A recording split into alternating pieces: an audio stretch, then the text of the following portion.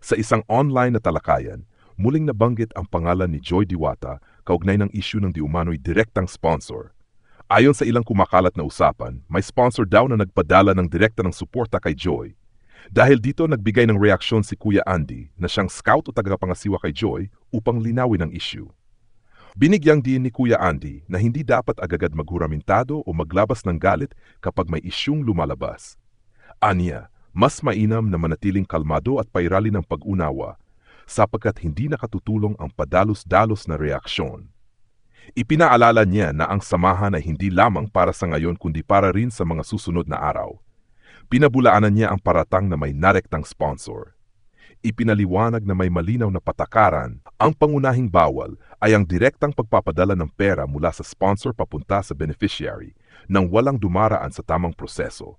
Subalit, nilinaw din niya na hindi bawal ang direktang makipag-ugnayan ng sponsor para lamang kumuha ng sukat ng damit, lalo na't may kinalaman ito sa gown na isusuot ni Joy sa kanyang kaarawan.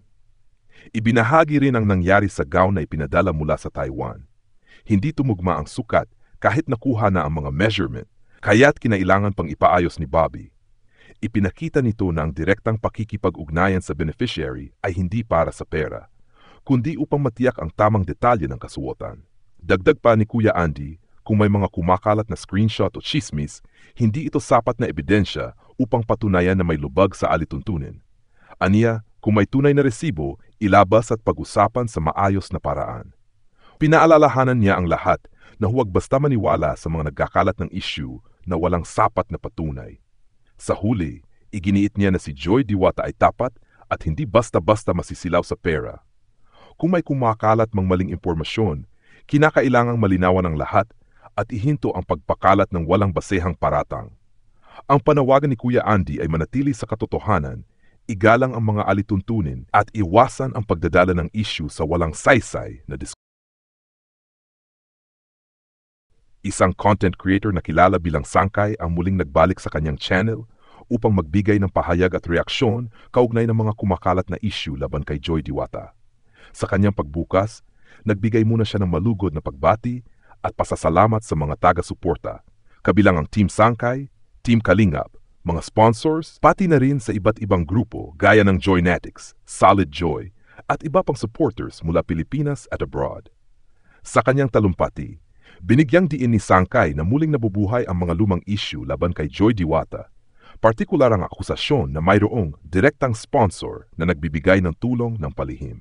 Ipinakita niya ang isang video clip mula sa live ni Andy Kayakap, kung saan nilinaw ni Andy na batid ng karamihan, lalo na ng mga sponsors, na walang katotohanan ng paratang. Ayon kay Andy, matagal na niyang pinaalalahanan ang pamilya ni Joy Diwata, lalo na si Nanay Imelda, na huwag magtatago o tatanggap ng tulong na hindi idinadaan sa tamang proseso ng kalingap.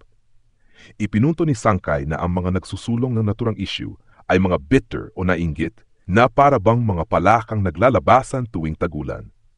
Binanggit din niya na hindi lohikal na gagawin ni Joy Diwata ang maging taksil sa kalingap, lalo pat malaki ang kanyang respeto at utang na loob kina Kuya Val, Edna at Kalingap Rab.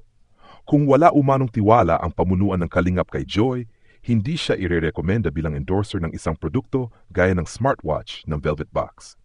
Dagdag pa rito, iginit ni Sangkay na ang malalapit na sponsors ni Joy, gaya ng Joynetics, ay may koordinasyon kay Kalingap Rab at walang nakumpirmang anumang direktang pagpapadala ng tulong na palihim. Para kay Sangkay, malinaw na ang mga paratang na ito ay gawa-gawang issue lamang upang sirain ang reputasyon ni Joy. Sa pagtatapos, muling nagpaalala si Sangkay sa mga manood na huwag basta-basta maniwala sa mga paninira, at imbes ay suportahan ng mga content creators na nagbibigay ng positibong inspirasyon. Nagpasalamat siya sa lahat ng patuloy na sumusubaybay at muling nanawagan ng suporta para sa kanyang sariling channel at sa mga kasamahan niya sa kalingap. Sa isang online na talakayan, muling nabanggit ang pangalan ni Joy Diwata kaugnay ng issue ng diumano'y direktang sponsor. Ayon sa ilang kumakalat na usapan, may sponsor daw na nagpadala ng direkta ng suporta kay Joy. Dahil dito nagbigay ng reaksyon si Kuya Andy na siyang scout o tagapangasiwa kay Joy upang linawin ang issue. Binigyang din ni Kuya Andy na hindi dapat agad maghuramentado o maglabas ng galit kapag may isyung lumalabas. Aniya, mas mainam na manatiling kalmado at pairali ng pag-unawa sapagkat hindi nakatutulong ang padalos-dalos na reaksyon. Ipinaalala niya na ang samahan ay hindi lamang para sa ngayon kundi para rin sa mga susunod na araw. Pinabulaanan niya ang paratang na may narektang sponsor. Ipinaliwanag na may malinaw na patakaran, ang pangunahing bawal ay ang direktang pagpapadala ng pera mula sa sponsor papunta sa beneficiary nang walang dumaraan sa tamang proseso. Subalit, nilinaw din niya na hindi bawal ang direktang makipag-ugnayan ng sponsor para lamang kumuha ng sukat ng damit, lalo na't may kinalaman ito sa gown na isusuot ni Joy sa kanyang kaarawan. Ibinahagi rin ang nangyari sa gown na ipinadala mula sa Taiwan. Hindi tumugma ang sukat kahit nakuha na ang mga measurement, kaya't kinailangan pang ipaayos ni Bobby. Ipinakita nito na ang direktang pakikipag-ugnayan sa beneficiary ay hindi para sa pera, kundi upang matiyak ang tamang detalye ng kasuotan. Dagdag pa ni Kuya Andy, kung may mga kumakalat na screenshot o chismis, hindi ito sapat na ebidensya upang patunayan na may lubag sa alituntunin.